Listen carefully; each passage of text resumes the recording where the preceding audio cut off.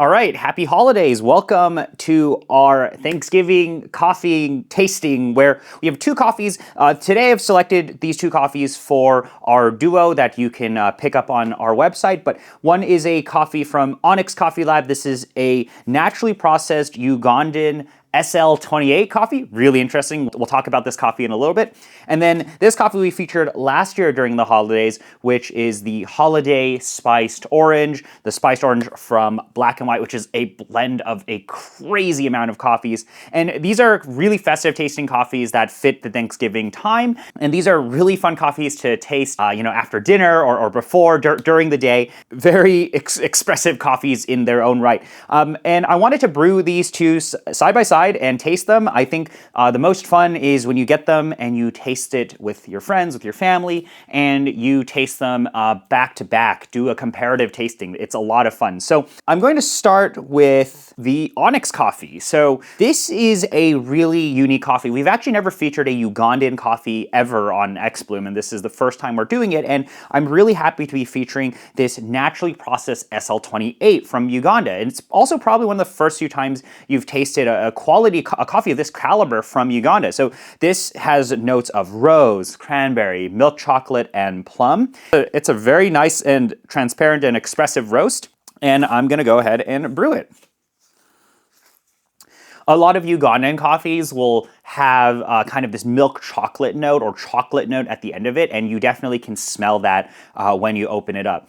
This is a natural, there is fermentation on it. Of course, comparing it to the Holiday Spiced Orange, if you smell these side by side, they are very, very different. Here you smell advanced processing. Here you just smell more of a pure expression of the Ugandan terroir and the natural process. But that's why we start with this one first, because I think this is like a really just get you warmed up. Like these are, holiday notes. Obviously, this is still coffee. It's still coffee, right? And this coffee does have notes that I think fit the season really well. So let's go ahead and brew it.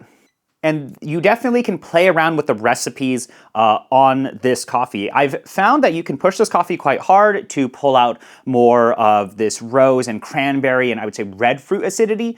But if you opt for even a finer grind, you can push out a little bit more chocolate, more of that milk chocolate Ugandan coffee there. But yeah, you can tell it's a natural process and it is nicely roasted. So let's go ahead and brew.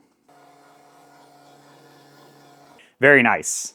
Getting a little bit of milk chocolate now, but it smells red, pink as well, and it has definitely a natural process. The interesting thing is that the natural is there, but it doesn't smell too fermented at all. It doesn't smell like overly processed in any sort of way, and I think that's why we're starting with this one first before we go into the crazy spiced orange coffee. And you can see even at a finer grind of 54 on studio here, the flow is very fast. And I'm opting for a longer bloom in this coffee because I found that there is this really nice cranberry red fruit acidity in this that starts to pop. And then you taste that Ugandan terroir, the milk chocolate at the back. And you'll see if you dig into this recipe, you'll see that we decline temperature. So at the back, you'll see the temperature drop and it gives us really nice round and sweet finish, emphasizing, I would say, the sweetness that's already in this coffee. This is also a coffee that will greatly benefit from rest. By the time this should get to you, it should be about 2-ish weeks off roast, but you can rest this coffee for another 2 to 3, even 4 weeks. And I would say that a lot of that acidity in the structure of the coffee is really going to open up. And there we go. So this is 1:16 ratio. I find at this ratio, it's a little bit more intense. You definitely can push this coffee out to 1:17, maybe even 1:18, 17.5 area. But I find that 1:16 really gives you that acidity forward presentation and gives enough detail in the coffee. Like we're going to be able to hit most of these notes on here with ease with a recipe like this, right? So rose, cranberry, milk chocolate, plum. And it finishes up in about 3 minutes. Even though we're at grind size 54, you can see that it is a fairly fast flowing coffee. Although when we brew the Holiday Spiced Orange, that's going to be completely different. So it smells red. I mean, it smells, definitely you get the rose note. And you can see that initial agitation in the finer grind. We see, nicer, and a really nice extraction here. Definitely a little bit on the darker side, which is really nice. I think for a coffee like this, I've played around with a variety of recipes, and I found that you can actually push this roasting style and this coffee quite hard, which is really amazing. It really showcases that the coffee itself is holding up and is able to hold up to some of those roasting styles and brewing styles. So good job, Onyx. But giving this a smell, I 100% smell rose and milk chocolate. Almost like if you bite into a pink chocolate bar or of some sort that has a little bit of fruit in there. If we give this a taste, I'm going to taste it when it's hot, and then we'll let it cool down, and we'll taste it, and we'll see what changes. So when it's hot,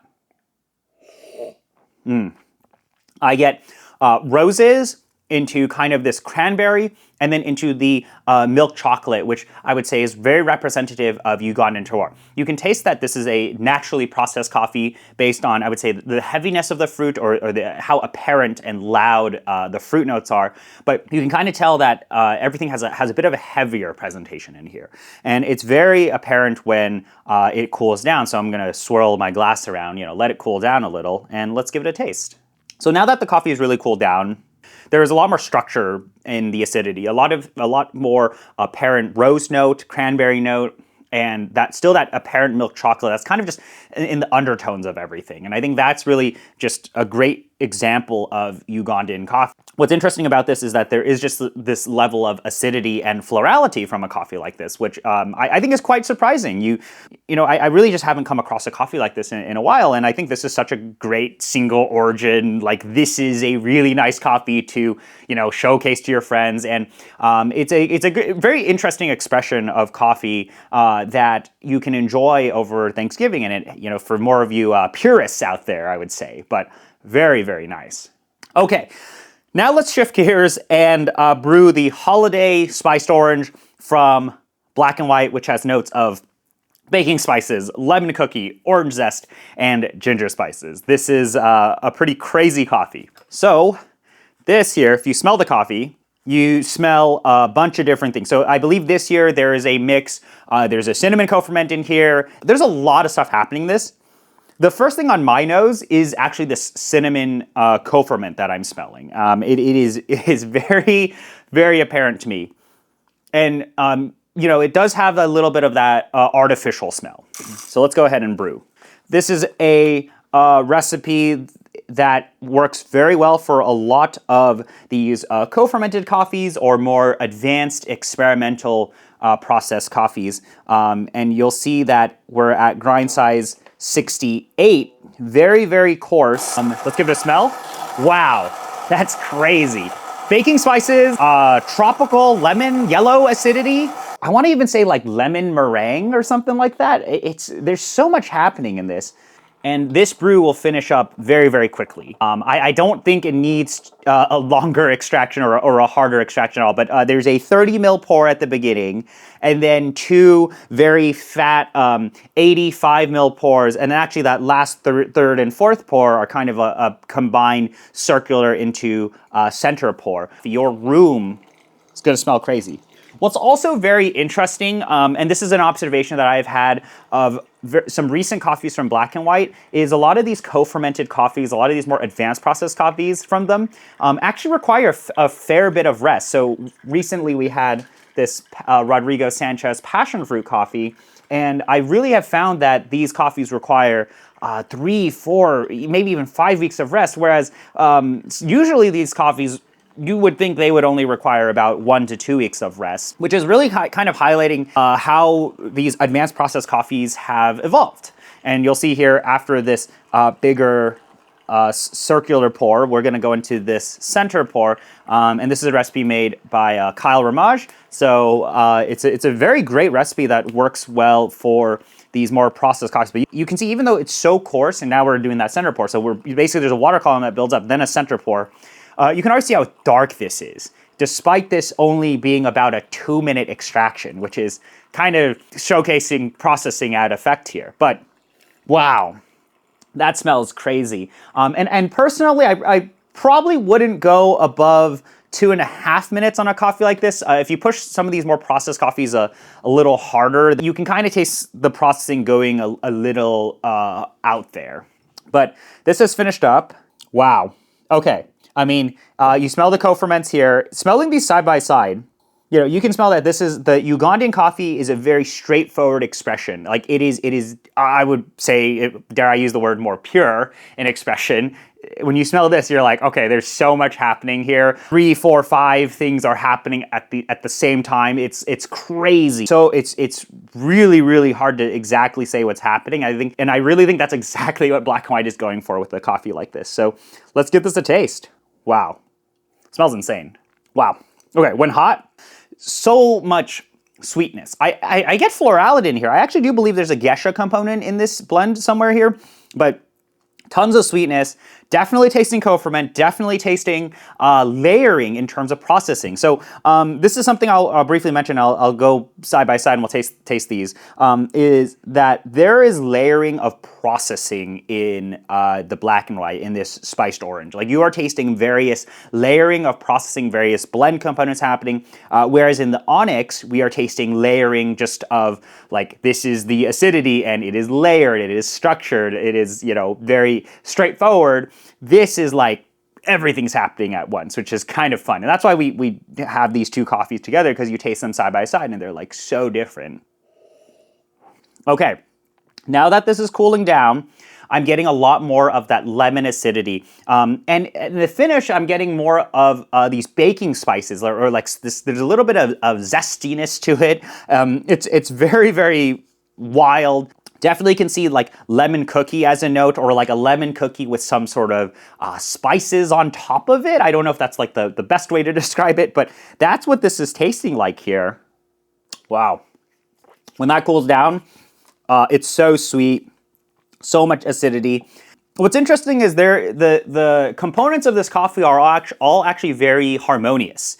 While you can taste that there are individual things happening, because this is a blend of a variety of coffees, it is actually very well tied together. And I think that might just be the individual processing of those coffees, where they're all in their own right pretty strong. We had the cinnamon co-ferment that is the same coffee in here, and that was a really great coffee just by itself. So when you have all these well-processed components, well-roasted components together, they meld together very harmoniously, despite each of them being very, very out there and very insane. And that's what's pretty fun about this.